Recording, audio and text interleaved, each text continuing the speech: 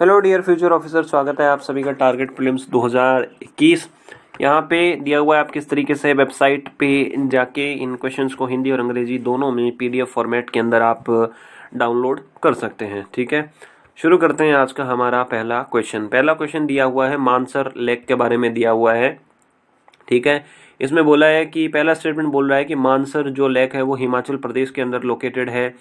Second बोला है कि इसको डेजिग्नेशन दिया गया है वेटलैंड ऑफ इंटरनेशनल इम्पोर्टेंस। देखो, ये मानसर जो लेक है वो रिसेंटली न्यूज़ में थी। जब भी आप न्यूज़पेपर पढ़ते हो इस तरीके की, जब भी आप लोकेशन देखते हो तो आपका एक धर्म बनता है, आपका एक कर्तव्य बनता है कि आप ज़रूर एटलस जो भी होगा आपके पास नक्शा मैप जो है उसको आप ज़रूर फॉलो करिए। ठीक है, तो पहला स्टेटमेंट ना बिल्कुल गलत है। मानसर जो लेक है ना वो हिमाचल प्रदेश के अंदर लोकेटेड नहीं है। It is located in union territory of Jammu and Kashmir. ठीक है, दूसरा स्टेटमेंट बिल्कुल करेक्ट है। इसको वेटलैंड ऑफ इंटरनेशनल इंपॉर्टेंस दिया हुआ है अंडर द रामसर कन्वेंशन।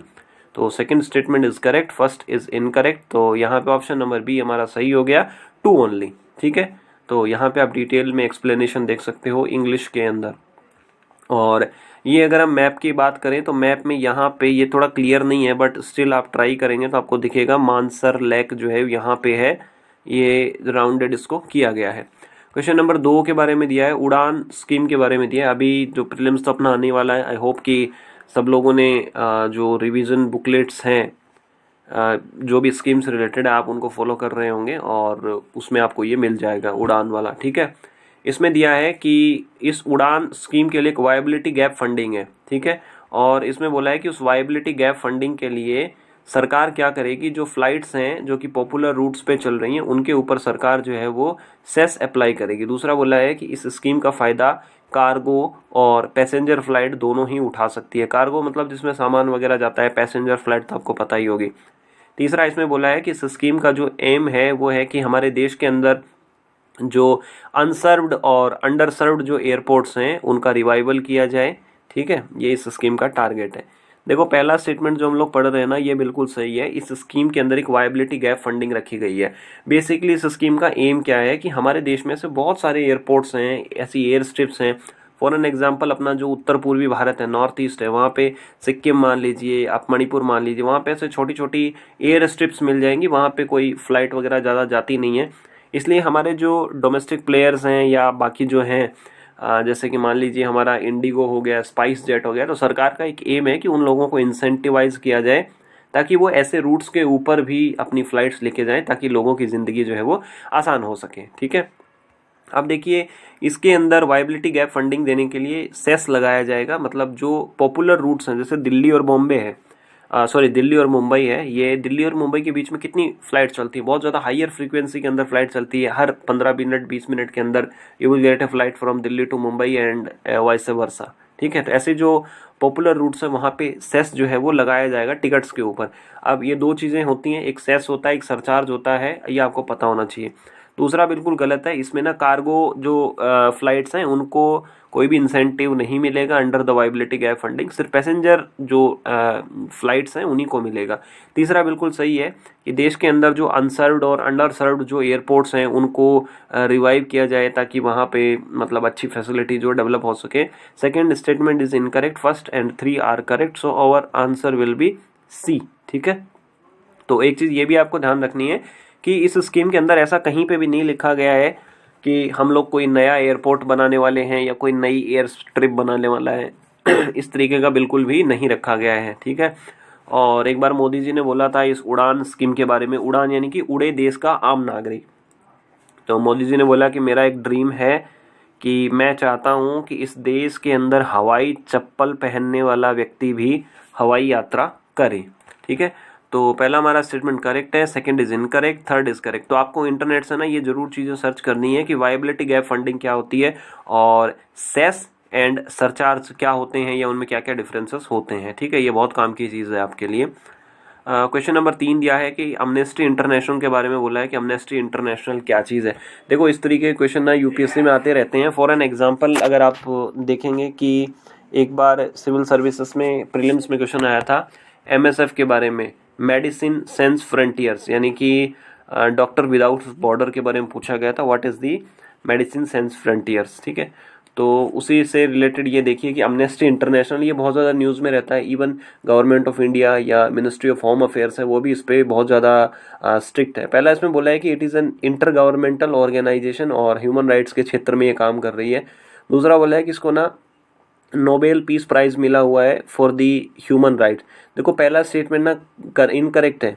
ये चीज़ तो सही है कि ये ह्यूमन राइट्स के एरिया में काम करती है, but it is not an intergovernmental organisation होता है जैसे गवर्नमेंट बहुत सारी गवर्नमेंट अगर मिलके कोई काम करें या कोई एजेंसी वगैरह बनाएं, कोई कॉपरेट करें, तो उसको बोलते हैं हम intergovernmental. It is not an intergovernmental organisation, it is just an international NGO, ठीक है। तो पहला हमारा स्टेटमेंट इनकरेक्ट हो गया। सेकंड इज करेक्ट, इसको नोबेल पीस प्राइज मिला हुआ है 1977 के अंदर। Option B is the correct answer and from here you can read the explanation in English. Statement 1 is incorrect, it is an non governmental organisation, ठीक है। और second देखिए यहाँ पे इसको पीस प्राइज मिला हुआ है 1977 के अंदर। अपना टेलीग्राम चैनल है ओनली आइज नथिंग एल्स के नाम से, टेलीग्राम पे आप सर्च करेंगे तो वहाँ पे यूपीएससी अपना स्टेट पीसीएस जो है, एमपीपीएससी, यूपीपीसीएस, आरएएस वगैरह उनसे रिलेटेड आपको मटेरियल मिल जाएगा, रिक्विजिट गाइडेंस भी मिल जाएगी। तो आप भी ज्वाइन करिए और आपके साथी बंधुओं को भी आप ज्वाइन करने के लिए प्रेरित करिए। क्वेश्चन नंबर 4 दिया है ग्लोबल एनर्जी रिव्यू रिपोर्ट के बारे में दिया है। देखिए इस तरह की रिपोर्ट्स हैं वो यूपीएससी में आती ही रहती है, मतलब ऐसा शायद ही कोई साल हो जिस साल इस तरीके के क्वेश्चन ना आए हों, ठीक है। तो ग्लोबल एनर्जी रिव्यू के रिपोर्ट के बारे में बोला है। और देखो दूसरी चीज़ क्या है कि अभी आप इसमें ना एनर्जी देखो, सिर्फ एनर्जी देखो, एनर्जी से रिलेटेड ही ना 3-4 रिपोर्ट्स आपको मिल जाएगी। एनर्जी ट्रांजिशन इंडेक्स, ठीक है, फिर कोई और दूसरी एनर्जी के नाम से रिपोर्ट मिल जाएंगी। तो इसको थोड़ा सा ना कंफ्यूज नहीं होना है अपने को, और थोड़ा सा अगर बार बार रिवाइज करेंगे तो अच्छा रहेगा हमारे लिए। तो ग्लोबल एनर्जी रिव्यू रिपोर्ट कौन इशू करता है? इंटरनेशनल एनर्जी एजेंसी करती है, या इंटरनेशनल एटॉमिक एनर्जी एजेंसी करती है, इंटरनेशनल रिन्यूएबल एजेंसी करती है, या फिर वर्ल्ड इकोनॉमिक फोरम करती है? देखो इसको इशू कौन करता है? International energy agency. तो ये रिपोर्ट तो आपको याद हो गई कि ग्लोबल एनर्जी रिव्यू को कौन रिपोर्ट करता है, कौन इशू करता है।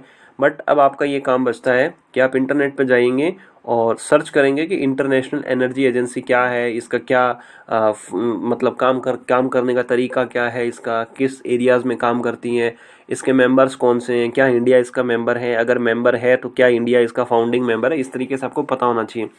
और ये जो दूसरी एजेंसी है international atomic energy agency IAEA, ये बहुत ज़्यादा न्यूज़ में रहती है क्योंकि ईरान जो है वो ईरान का न्यूक्लियर प्रॉब्लम चलती रहती है। P5+1 के साथ उसका एक करार हुआ था और बार बार इंटरनेशनल एटॉमिक एनर्जी एजेंसी बोलती है कि ईरान जो है वो न्यूक्लियर एनरिचमेंट नहीं कर रहा है। तो ये एजेंसी के बारे में भी आपको पता होना चाहिए, IAEA के बारे में, ठीक है। क्वेश्चन नंबर 5 दिया है पोषण अभियान के बारे में। पोषण जो है वो हिंदी एक वर्ड है, पोषण का अगर इंग्लिश अपन करेंगे तो वो होगा नेशनल न्यूट्रिशन मिशन। पोषण मतलब न्यूट्रिशन, ठीक है। पहला इसमें स्टेटमेंट दिया है कि इसका जो एम है इस स्कीम का वो है कि जो चिल्ड्रन हैं, बच्चे हैं, प्रेग्नेंट महिलाएं हैं, या फिर जो लैक्टेटिंग मदर्स हैं, मतलब ऐसी माताएं जिनके बच्चे बहुत छोटे हैं, ठीक है, तो ये हैं, ठीक है। सेकेंड स्टेटमेंट बोला है कि ये जो ना ministry of health and family welfare ने इसको स्कीम को जो है वो कर रहा है। तीसरा इसमें बोला है कि इस अभियान का टारगेट है कि स्टंटिंग, अंडर न्यूट्रिशन, अनीमिया, इन सबको 5% पर एनम के हिसाब से कम करना है बच्चों में, वीमन में, और जो एडोलसेंट गर्ल्स है उन सब के अंदर। देखो पहला स्टेटमेंट बिल्कुल सही है। इस स्कीम का जो होराइजन है वो बहुत बड़ा है। इसमें बच्चों को भी शामिल किया गया है, प्रेग्नेंट महिलाओं को भी शामिल किया गया है, और जो लैक्टेटिंग मदर्स हैं, मतलब ऐसे माताएं जिनके बच्चे छोटे हैं, उन सबको इसमें टारगेट किया गया है। Second statement is incorrect, this scheme is being launched by this scheme is being run by ministry of women, ठीक है। तो वो जो महिला एवं बाल विकास मंत्रालय है उसके द्वारा ये स्कीम जो है वो चल रही है। सेकेंड स्टेटमेंट हमारा इनकरेक्ट हो गया। अगर सेकेंड इनकरेक्ट हो जाता है तो हमारा पहला और डी हमारा इनकरेक्ट हो गया, ठीक है। अब देखिए यहाँ पे पहला और ये हमारा डी इनकरेक्ट हो गया। और इसके अंदर ये जो रिड्यूसिंग टारगेट्स रखे गए हैं ना, ये एनुअल 5% नहीं रखे गए हैं। स्टंटिंग के लिए अलग टारगेट है, अंडर न्यूट्रिशन के लिए अलग टारगेट है, अनीमिया के लिए अलग टारगेट है। तो ऑप्शन नंबर बी हमारा यहाँ पे सही हो गया। पहला स्टेटमेंट करेक्ट है, दूसरा इनकरेक्ट है, क्योंकि ministry of women and child development, महिला विकास मंत्रालय इसको चालू कर रखा है। और नीति आयोग जो है वो एक हमारा थिंक टैंक जो है वो इसको गाइड करता है, ठीक है। और तीसरा स्टेटमेंट देखिए इनकरेक्ट है, इसके अंदर डिफरेंट डिफरेंट टारगेट रखे गए हैं कि अनीमिया कितना रिड्यूस करना है, स्टंटिंग कितना करना है। स्टंटिंग क्या होता है कि एज के हिसाब से अगर बच्चे की हाइट नहीं हो ना, अगर एज के हिसाब से बच्चे की हाइट कम हो तो उसको हम स्टंटिंग बोलते हैं, बोनापन एक तरीके से हम बोल सकते हैं। ये अपनी last mile leap test series है, अगर आपने स्टडी अपनी कंप्लीट कर ली हो तो अब आप टेस्ट के थ्रू अपनी परफॉर्मेंस को मेज़र कर सकते हैं, ठीक है। और आज जो हमने पूछा था कि वर्ल्ड इन्वेस्टमेंट रिपोर्ट कौन इशू करता है, तो अनामिका शुक्ला जी ने अच्छा आंसर दिया है, वंदना पटेल जी ने भी अच्छा आंसर दिया है, तो बहुत ही अच्छा है, बहुत मोटिवेटिंग आंसर्स हैं इनके। आज आपको बताना है कि ये जो IAEA है, जो इंटरनेशनल एटॉमिक एनर्जी एजेंसी है, ये UNSC को रिपोर्ट करती है, क्या ये बात सही है या गलत है, ठीक है। आज आपकी परफॉर्मेंस